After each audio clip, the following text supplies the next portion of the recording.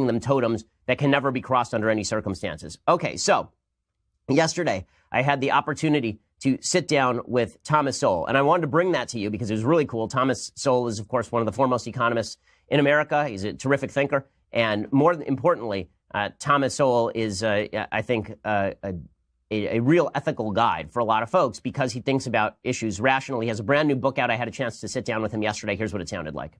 Welcome to the show, Thomas Sowell, the leading economist in the United States and one of the great thinkers of the modern American scene. He has a brand new book out. It's called Discrimination and Disparities. I had the pleasure of reading it over the last couple of weeks. I've actually referenced it at least twice on the show since I read it. I think it's quite brilliant. Professor Sowell, thanks so much for joining us. Thank you for having me.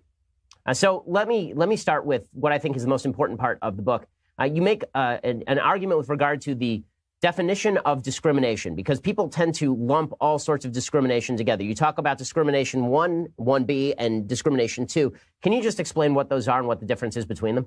Yes, discrimination 1 is used in the sense of people who have discriminating tastes, meaning that they are very good at comparing things and making decisions accordingly. Discrimination 2 means almost the opposite, namely that once you've identified someone's identity, then that person's individual qualities don't matter. You will treat them negatively on the basis of that. And it's discrimination, too, that anti-discrimination laws have been passed to deal with. And discrimination 1B is a different type of discrimination that you discuss as well. This would be the use of group data in order to make individual decisions in the absence of individual information. Is that right? That's right. In other words, discrimination 1A would be judging each person as an individual. 1B would be judging individuals by the group that they come from in the absence of a high cost of information that would have a prohibitive cost. And the reason that distinction is so important, you talk about it in the book, is because what people tend to do is lump all of these things together. So if you, for example, are a taxi driver in New York City and there's a higher crime rate in the black community, and so you don't pick up a particular black customer, people accuse you of being a racist, as opposed to simply you're using the information available to you. And the proper solution to that would be the Uber or Lyft solution, where you can actually profile the criminal backgrounds of potential customers, presumably. Yes, and in fact, black taxi drivers do that just as white taxi drivers do. So, Professor Sowell, one of the things that's great about the book, and I think the most important thing, is that you point out that just because there are disparities between racial groups, which is, of course, the most important thing people talk about in the country, that doesn't necessarily mean that there's some sort of vicious discrimination going on. There could be an informational-based discrimination 1B going on. There could be a behavioral discrimination type 1 going on. How is it that we should approach separating out the types of discrimination that are really insidious from the other types of discrimination when we just see a headline in the newspaper that says black folks have fewer homes than white folks, or black folks are committing more crimes than white folks, for example? Well, I think that the crucial implicit assumption is that in the absence of discrimination and in the absence of any genetic differences, that people would be more or less randomly or equally spread out, and therefore there wouldn't be these differences. In point of fact, there are innumerable differences. One of the simplest ones that gets ignored all the time is that groups have different ages. That is, the Japanese Americans have a median age that is 20 years older than the median age of Mexican Americans. And so if you're talking about jobs that require, either long years of education or 10 years of experience or something like that, then just the demographic differences means you have no chance from the outset, even if Japanese Americans and Mexican Americans were absolutely identical in every other aspect. And one of the things that this makes clear, your discussion of this discrimination, your book, Discrimination and Disparities, and the differences between groups, one of the things that this makes clear is that virtually all government programs that are directed at direct redistribution between groups are probably bound to fail because they're not taking into account the real reasons for the disparities in the first place. That's very true. So the book is Discrimination and Disparities. Professor Sowell obviously has written a number of books. I've recommended probably 10 to 15 of his books on the program already. His latest is really timely and really effective. Professor Sowell, one final question for you, because I know that we're a little short on time. There was a New York Times study that came out a couple of weeks ago, and the claim from the New York Times is that it showed that black boys particularly are facing discrimination in the United States, that black girls are not, and that among rich households, even household income is not a good predictor of future performance. The suggestion from the New York Times is that America is just more racist against black boys than black girls. What was your take on that study if you had a chance to look at it? I haven't had a chance to look at it, but I see no reason whatever that one should expect boys and girls to behave the same. any more than we would expect, Japanese Americans to be highly represented in baseball when their median age is in the upper 40s. Again, the book is Discrimination and Disparities. Professor Sowell, thanks so much for taking the time. I really do appreciate it. It's always a pleasure to have you. It's always an honor, and we always appreciate that you take the time to be on the program. Well, thank you. Thanks so much. Well, in just a second, we are going to get to some other issues with regard to how the left is utilizing power in order to keep conservatives out of media. I haven't really discussed in depth the Kevin Williamson issue over at The Atlantic. I want to talk about that a little bit. Plus, I want to get to your questions in the mailbag. We'll do it a little bit early today. But first, I want to say thank you to a brand new sponsor. Okay, these guys are awesome. This is Burrow. Burrow has reinvented.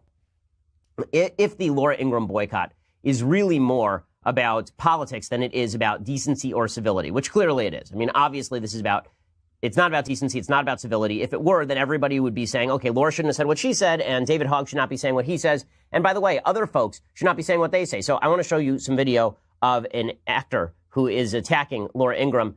This guy is, I'm trying to remember his name. This is Michael Rappaport. So you've seen him in various TV shows. You'll recognize, he's one of those guys where you just recognize his face. Here he goes attacking Laura Ingraham. Is he going to lose a single job for attacking a woman like this? Of course not. Here's Michael Rappaport. Laura Ingraham, the Fox News reporter. You filthy pig. You dog-faced animal. Remember Laura Ingraham? Just a year ago at the Republican National Convention, throwing up the Nazi salute. Look at this. Check this out. Look at the Aryan pinup girl. And now Laura Ingraham, this savage, this dog, this mutt, and this has nothing to do with her looks. It has to do with her behavior, the things that she exudes. She's a sweaty pig. She's going after this high school student. Why don't you go away, back to this? Was this about civility or decency? I missed the part where this is about civility and decency. Because supposedly what Laura's great sin was not being civil to these kids, right? Not being decent to these kids. But this has never been about civility or decency. This has always been about power and the use of power in order to shut down opposing points of view, right? People don't like what Laura had to say, and so they're attacking Laura's business. That's what they are doing right now, and it really is pretty gross, especially after she apologized. But that's not unusual, because what the left is also trying to do is say that Kevin Williamson can't work at The Atlantic. So Kevin Williamson is very conservative. He's libertarian in orientation. He was also extraordinarily anti-Trump, like more anti-Trump than anyone else probably on the right. And The Atlantic decided to hire him away from National Review. Okay, and so what the left did is they dug through all of the millions of words that he'd written, and they found something they didn't like, and they said he should not be allowed to write for our publications because that would just be terrible. There are two op-eds out today about Kevin Williamson in The Atlantic from leftists saying, here's why Kevin Williamson should not be allowed to write for us. Now, the only people that the left will accept writing for them are people who openly disagree with large planks of the Republican platform and the conservative platform at this point. First of all, if you voted for Trump, forget it. You will never work for a mainstream publication. It's just not going to happen. Even the supposedly conservative people who work for the mainstream publications are conservatives who did not vote for Trump. Right? Those people are welcomed into particular circles in the mainstream media specifically because they didn't, right? Bret Stephens can write for the Wall Street Journal and then move over to the New York Times. The New York Times says it's okay for him to be over there because he didn't vote for Trump, obviously. Even Bret Stephens was ripped up and down for being too conservative. So they're doing the same thing to Kevin Williamson over at The Atlantic, even though he's the biggest Trump critic in the world.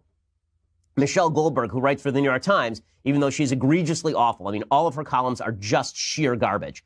Here's what she writes. Although I'm a squishy-hearted liberal, I have a soft spot for dyspeptic reactionaries like H.L. Mencken and V.S. Naipaul, men. They're almost always men who speak to a dark, misanthropic corner of my soul. Thus, I've occasionally read Kevin Williamson, a truly vicious but sometimes bracing writer, when he was at National Review. Where his words resonated with me, it would make me aware of hidden currents of cruelty in my own thinking. I grew up in a conservative Rust Belt suburb and hated it, and I loathe populist sanctimony that treats my stultifying hometown as more authentically American than the vibrant city I escaped to. So I feel a guilty shudder of satisfaction reading Williamson's vituperative 2016 attack on the dysfunctional small towns that supported Donald Trump. The way Williamson's contempt spoke to me made me think about how my fury over Trump's rise and my devotion to cosmopolitanism was curdling into the very elitism people like me are constantly accused of. The ability to prompt such uncomfortable self-recognition is a good quality in a polemicist. So I almost understand why the Atlantic magazine, seeking to add a provocative right-wing voice to its roster, recently hired Williamson.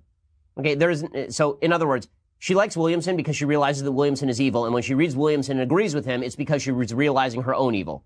Great way to start a piece there, Michelle. Yeah, you're obviously very into ideological diversity at The Atlantic. And then she goes on and describes why it is that Williamson shouldn't be allowed to work for The Atlantic. She says it's just terrible. They've done the same thing now to Barry Weiss at the New York Times. They've done the same thing to various other conservatives who've been hired by mainstream publications. It's just absurd. It's just absurd. And there's another piece in the Huffington Post that is called Bad Ideas Aren't Worth Debating, with a giant picture, of course, of Kevin Williamson, and talking about how nobody who has ever had a bad idea should ever be allowed to write for an institution like The Atlantic. Now, listen, if The Atlantic wants to be left-wing National Review, that's fine. But The Atlantic is trying not to do that. They are purporting to be an in-house place for a variety of opinion, for various modes of debate. Hey, listen, I'm not hiring anybody on the left over at Daily Wire, but we're very clear about that, right? It's not it's ideological because it's ideological. Like, I'm not going to hire Ta-Nehisi Coates over here at the Daily Wire, number one, because I can't afford him, but number two, because I disagree with him. But The Atlantic is saying that they want a wide variety of opinion. The folks on the left don't want a wide variety of opinion. The folks on the left want no variety of opinion, right? Their goal is to have no opinion variety at all. That is the point. And that is why they don't want Kevin Williamson. We will make America great again.